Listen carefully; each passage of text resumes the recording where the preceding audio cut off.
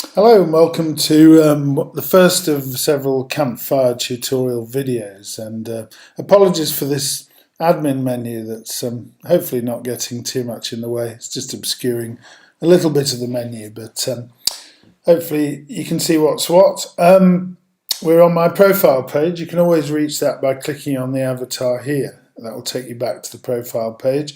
When you first signed up, you went through a series of screens which ask you for some basic info. You can go back at any time and edit this, including your profile picture, your cover image, you in 5 words, your forum signature, biography, influences, CV, location, etc.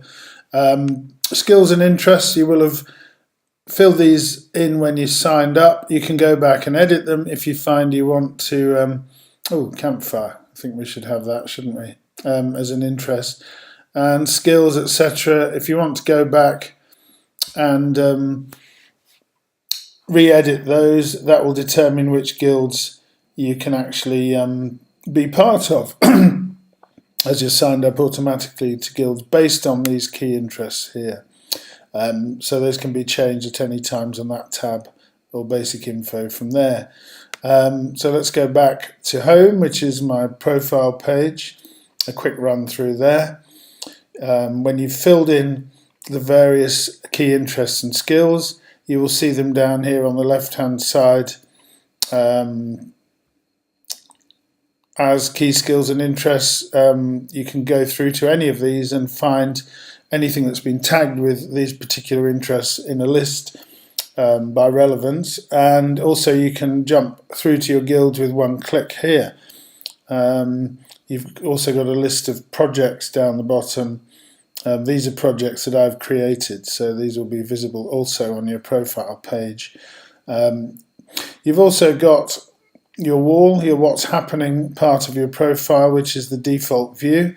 You can see all your friends and what they've posted. So this is your sort of daily ticker tape of what's happening amongst your friends. You can go on any of these and comment by clicking here, or by clicking on the actual image or the text here.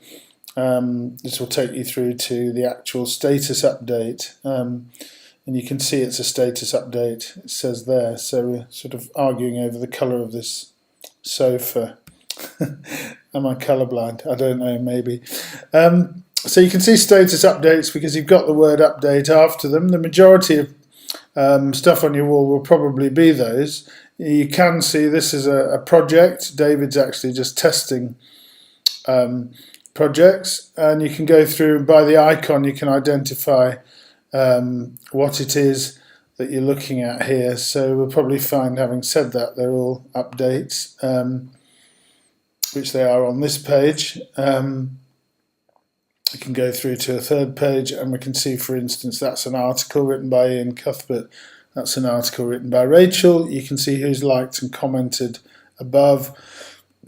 You can see if you've liked it because it's blue rather than black. Similarly, you can see if you commented, if you have, that goes blue rather than black. So this is how your updates appear on your wall. You can also go on here, and if you just want to view your own posts, you can select My Stuff, and that will rearrange what you see on your wall. Or if you wanted to just see the people you're following, again, you can do that. It gives you filtering views here. And you can filter by type as well, so you can see different types of posts on your wall by filtering here, and of course the date. So we've got, let's go back to the top. We've got messages. You can do direct messages to any members here. You can manage your friends, defriend, etc. there, but in terms of viewing who's following you, the developers have just introduced this, so you're able to see that on a separate wall. We're hoping to combine friends and followers at some point. You can also see a resume of how many posts you've done, etc., how many projects. We'll come back to this key feature in a minute, which is in many ways the heart of Campfire in terms of creating content. But just this menu quickly, what we're seeing obviously is the what's happening wall view. My Stuff, once you start creating content, you can see it and edit it and delete it in this list here, and you can also do a search. You can keep things in draft form, and this is the place to find them if you are looking for draft articles by selecting No to the published status. Resources are effectively your own bookmarks of key articles that you want to keep under the Resources tab, which you'll see once we go into the Create a Post. You can see some of the articles I've flagged for resources. Calendar is all about creating events, which you can do from the Create Content button or from here. As an example, here's an event I created last weekend about the Campfire Convention. It shows you, I didn't have time to invite anyone, but it shows you the basic sort of event page here, and you can invite friends from that particular window as well, and just add them in and invite them from that button. So that's the calendar tab. Notifications is basically what you see when you first log on here. If you've got any new notifications, they will come up first of all, and you can click to see all notifications, which is the same as this tab, which shows in chronological order who's been active on your comments or likes or sending you friend requests, etc. Similarly, my forum activity will show me in chronological order the posts that I've made, so you can jump directly to that particular post. If you want to go to the thread that post is part of, you can go to the topic here, and if you want an overview that's one level up from that, you can go to the actual forum that it's on. You can see some different forums here. So that's your forum activity. Followers allows you to see those who are following you, presented this way. You can also send friend requests from here. When you join, actually, worth doing this now, the thing to do is to make as many friends as you can, really, because you won't get any activity on your What's Happening wall until you've got friends. So one way of doing that is to go into the guilds. We'll look at guilds in more detail in a minute, but if you go into the guilds, everyone is automatically signed up to the Campfire Community Guild. So one way of finding everyone who's on the site is to go into the Campfire Community Guild and click on the Members tab. And that will give you, again, in chronological order, quite a lot of the early developers of the site there. And if you click down, you'll see who the most recent members are, and you can actually send friend requests from here. So I'm sending one to Anne as we speak. The other way to actually find members is to go to the search here and type in the word all, and then you go through, and when you get the results, click on users rather than content, and you will see all users. So it's effectively another way of finding all members. So what can you do in terms of your own activity from your profile? Status update is the most immediate. It's easy to do. You can write what you're doing, current activity. You can strip in a URL and it will give you a thumbnail. So as an example, Nikki posted a Guardian article. You can do that very easily, as you can with a Facebook update. You can add in photos, select from your own hard drive. You can add in videos. You just strip in the link here.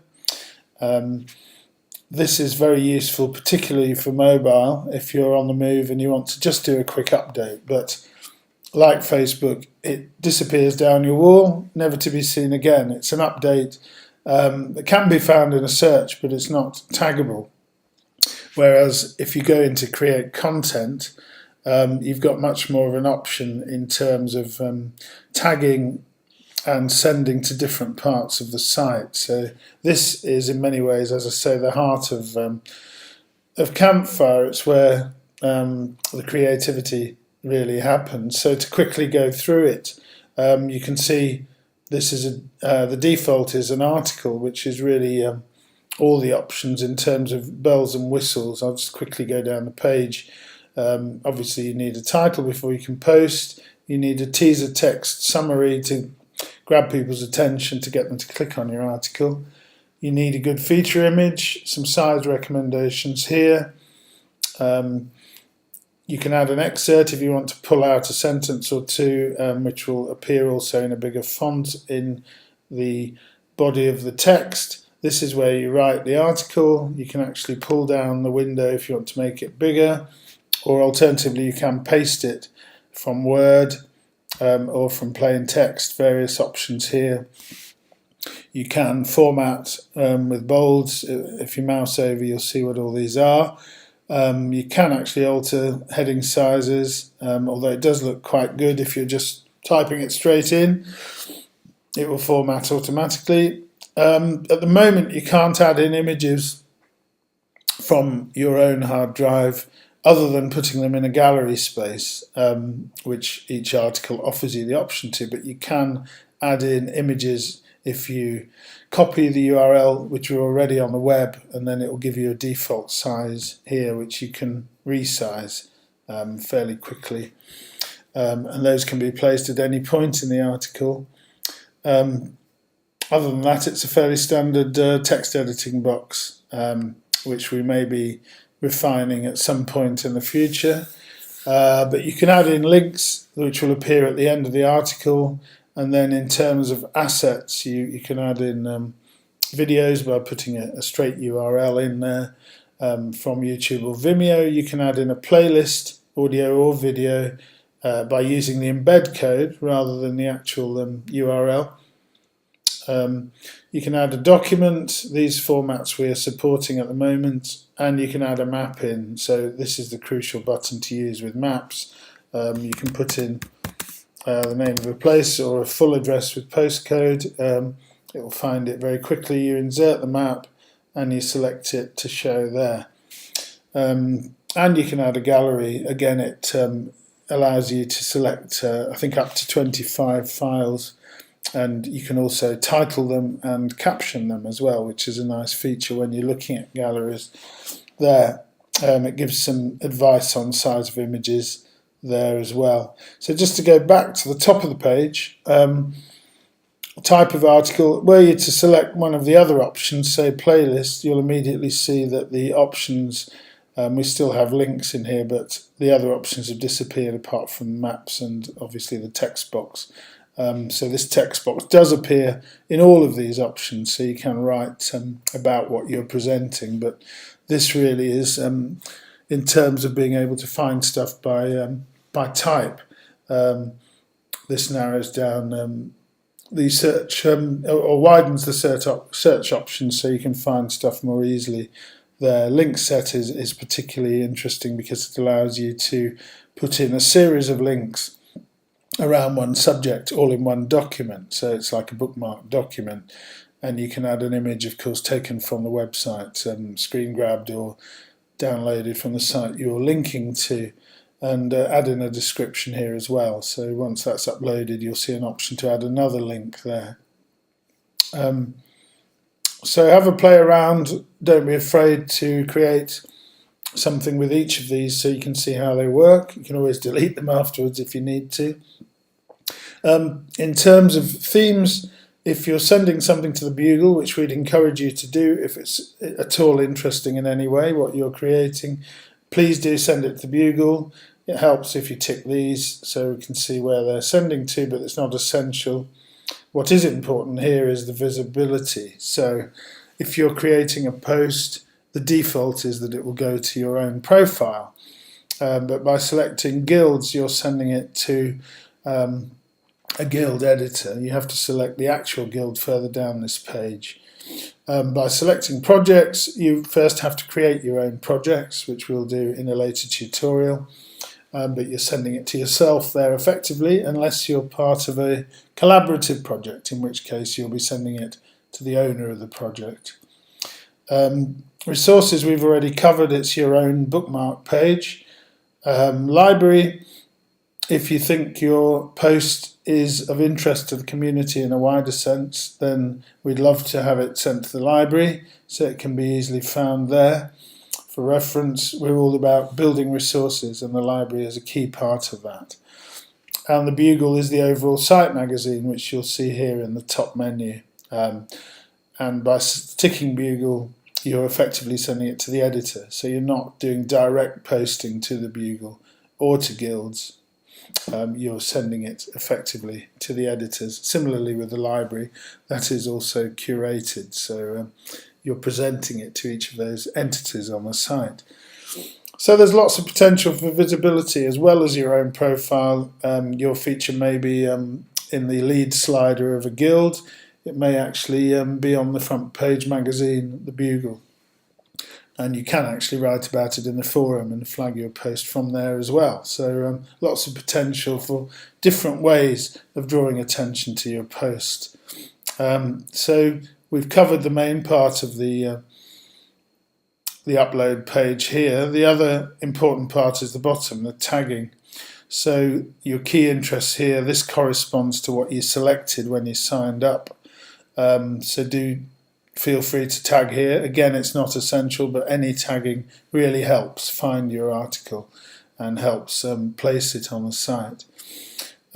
Skills, again, you've got the same taxonomy list as when you signed up. So if your article is written from the point of view of being beneficial for the person with a skill or person looking to read about a particular skill, then do select it from the skills menu here. Submit to library. Again, it helps if, say, you're writing about a place, you might want to select the locations option there. If you're writing about a person, you might want to select profiles. Some of these may be helpful. Similarly, this is really important if you've selected from the top of the page, if you've selected guilds from the visibility menu there, you will need to actually select which guilds you want to send it to. Sometimes your article will overlap, so it may be relevant to more than one guild. That's quite common, so don't be afraid to select more than one. The Campfire Community Guild is really for matters to do with Campfire itself, so the website, the events, the ethos, etc. That's to select for that particular option. And freeform tagging, if something has already been selected as a tag, it will come up predictively, so you just select it like that. You can write in, if it's a new tag, it won't come up predictively, but you can add it in. And similarly, linking to projects, if you've set up projects already or have been invited in to collaborate on projects, as I have on some of these, they will come up as options. So you select the project you want to send this article to, and it will automatically then appear at the other end when you go inside your projects. So I think we've covered most of the main things in terms of what's related to profile and creating posts and creating status updates. We'll be back with more tutorials. Thank you.